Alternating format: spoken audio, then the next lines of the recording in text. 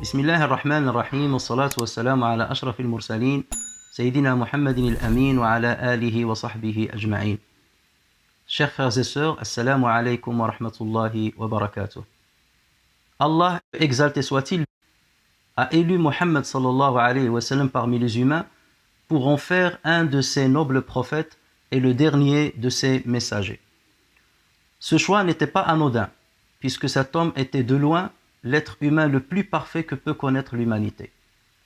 Dieu a voulu en faire le modèle humain à suivre par tous les croyants qui cherchent la félicité ici-bas et dans l'au-delà. Le Coran annonce لَقَدْ كَانَ لَكُمْ فِي رَسُولِ اللَّهِ أُسْوَةٌ حَسَنَةٌ لِمَنْ كَانَ يَرْجُو اللَّهَ وَالْيَوْمَ الْآخِرَ وَذَكَرَ اللَّهَ كَثِيرًا. Vous avez dans le messager de Dieu un excellent modèle de conduite pour quiconque espère en Allah et au jour dernier et évoque Allah fréquemment.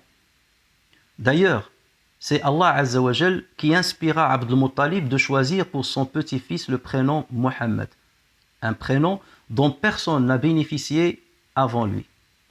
Étymologiquement parlant, Muhammad est le superlatif de Mahmoud, qui signifie le comblé d'éloges ou le digne de louange.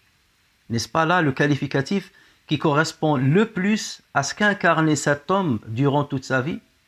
Un homme qui a rassemblé les valeurs humaines les plus admirables, la sincérité, l'honnêteté, l'humilité, le courage, la magnanimité, la bienveillance, la patience, l'empathie, l'altruisme, l'écoute, la générosité et bien d'autres valeurs. Plusieurs louanges et éloges divins à son endroit sont venus corroborer cette vérité. Dieu exalté soit-il lui dit وَإِنَّكَ لَعَلَى خُلُقٍ عَظِيمٍ, et tu es certes d'une moralité éminente.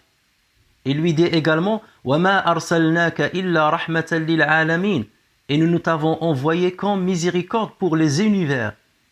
L'utilisation du pluriel ici fait référence à tous les univers, ceux des humains, des animaux, des végétaux, de l'environnement, de tout ce qui existe dans la création. La vertu du prophète sallallahu alayhi wa sallam était une attribution divine qui représente le secret du succès de sa mission et de la considérable affection qu'éprouvaient les compagnons pour lui. Allah Azza wa Jal dit à ce propos فَبِمَا رَحْمَةٍ مِّنَ اللَّهِ لِنْتَ لَهُمْ وَلَوْ كُنْتَ فَضًّا غَلِيظَ الْقَلْبِ لَانْفَضُّوا مِنْ حَوْلِكَ. C'est par quelque miséricorde de la part d'Allah que tu as été si doux envers eux. Mais si tu étais rude, au cœur dur, ils se seraient enfuis de ton entourage. S'adressant aux contemporains de son prophète, Dieu souligna la faveur qui était la leur d'avoir un prophète vertueux comme Muhammad.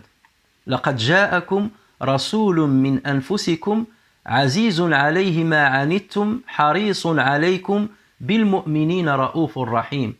Certes, un messager pris parmi vous est venu à vous, auquel pèsent lourd les difficultés que vous subissez, qui est plein de sollicitude pour vous, qui est compatissant et miséricordieux envers les croyants.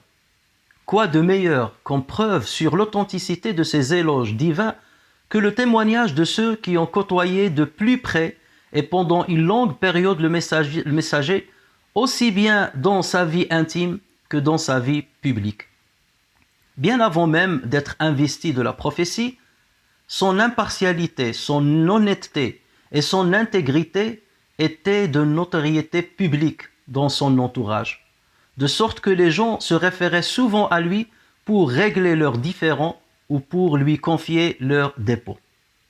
Alors même qu'il venait de recevoir la première révélation dans la grotte de Hira, et qu'il rentra chez lui dans un état physique et moral inquiétant, le cœur palpitant de peur, il demanda à sa chère épouse Khadija radiyallahu anha de l'envelopper. Celle-ci s'empressa de le couvrir, et lorsqu'il retrouva son calme et que son effroi fut dissipé, il l'a mis au courant de sa rencontre avec l'ange Jibril, puis il ajouta « Je crains pour ma personne ». La grande dame le rassura en des termes qui dénotent l'amour et l'admiration qu'elle éprouvait pour lui et pour sa moralité. Elle lui dit ceci: Kalla wallahi ma yukhzika Allahu abada innaka la tasilu ar-rahim wa tasduqu al-hadith وتحمل الكل وتكسب المعدوم وتقري الضيف وتعين على نوائب الحق. Ne crains rien, jamais Allah ne t'infligera d'affront, car tu es uni avec tes proches, tu es véridique dans tes propos, tu soutiens les faibles, tu donnes à ceux qui n'ont rien, tu héberges les hôtes et tu secours les victimes des vicissitudes du droit. Témoignage d'une épouse qui fut à ses côtés 28 longues années durant et qui fut d'ailleurs la première personne à adopter cette nouvelle religion sans hésitation aucune. Plusieurs années plus tard, on demanda à Aïcha radiyallahu anha de décrire l'éthique de son mari, le prophète. Elle répondit ceci: Kana khuluquhu al-Qur'an. Son éthique était conforme au Coran. Mohammed sallallahu alayhi wa sallam était pour cette mère des croyants l'expression personnifiée la mieux réalisée du Coran. Dans son exégèse, Ibn Kathir, rahimahullah, commenta ce témoignage de Aïcha en disant: cette parole signifie que la soumission aux prescriptions et aux proscriptions du Coran est devenue inhérente au prophète sallallahu alayhi wa sallam, en plus de ses qualités innées dont Allah exalté soit-il l'a comblé, telles que la pudeur, la générosité, le courage, la longanimité et toutes les autres vertus. Si le Coran constitue un code de conduite pour l'épanouissement des facultés humaines, la vie du prophète fut la mise en pratique et la démonstration concrète de ses valeurs morales. C'est pourquoi le musulman dispose d'une double source de conduite, le Saint-Coran en tant que principe et la vie du prophète en tant que parfait modèle. Et que dire de ce témoignage d'une autre épouse du messager, Safiya radiyallahu anha, fille de Huyay ibn Akhtab, qui n'était autre que le chef de la tribu de Banu Quraïda. Elle dit: je n'ai jamais vu quelqu'un ayant une vertu aussi belle que celle du messager de Dieu. Et lorsque le prophète sallallahu alayhi wa sallam tomba malade, juste avant de quitter ce monde, Safiya radiyallahu anha, qui était avec les autres épouses à son chevet, en le voyant souffrir, elle a dit: Inni ya nabi Allahi lawadidtu anna alladhi bika bi. Je te jure, cher prophète de Dieu, que j'aurais aimé subir ta souffrance pour que tu en sois épargné. Écoutez également ce témoignage de Anas ibn Malik radiyallahu anhu, qui en dit long sur le comportement du prophète sallallahu alayhi wa sallam. Le prophète sallallahu alayhi wa sallam était le meilleur des hommes sur le plan moral. Et dans une autre déclaration, il dit radiyallahu anhu: j'ai servi le prophète sallallahu alayhi wa sallam pendant 10 ans. Jamais il ne m'a dit à propos d'une chose que j'avais faite: pourquoi donc as-tu fait cela? Ni au sujet d'une chose que j'avais omis de faire: pourquoi n'as-tu pas fait cela? 10 longues années de compagnonnage, de proximité. Il ne s'agit donc pas de quelques jours ou de quelques mois, mais d'un long moment, un moment sujet aux vicissitudes du temps, aux moments de tristesse et de colère, de pauvreté et de richesse, ainsi qu'au changement d'humeur. Et pourtant, jamais Anas radiyallahu anhu n'a vu du prophète sallallahu alayhi wa sallam ce qui entacherait l'admiration qu'il avait pour lui.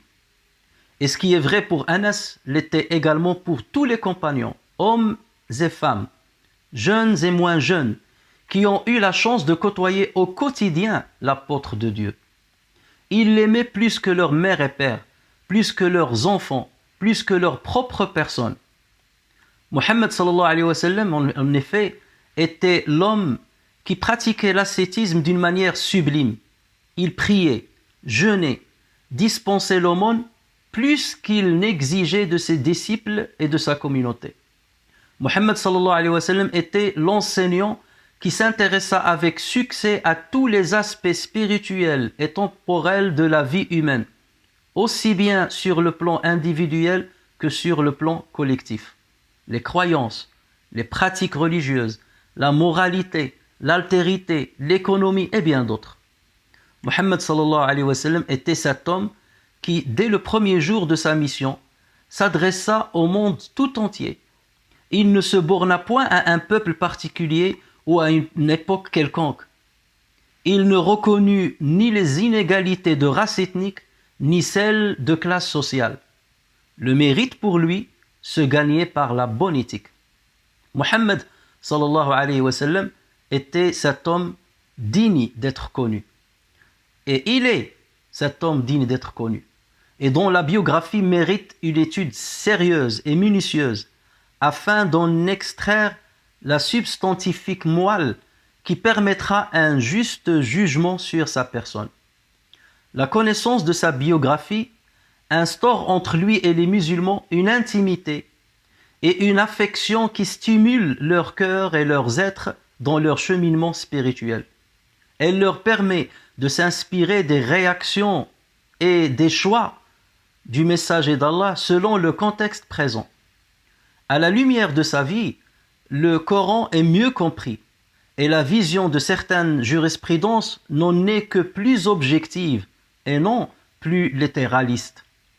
C'est en cherchant à mieux connaître notre prophète bien-aimé que notre attachement pour lui ira en crescendo et que nous saurons le défendre contre le dénigrement et transmettre à autrui l'amour sans faille que nous lui portons.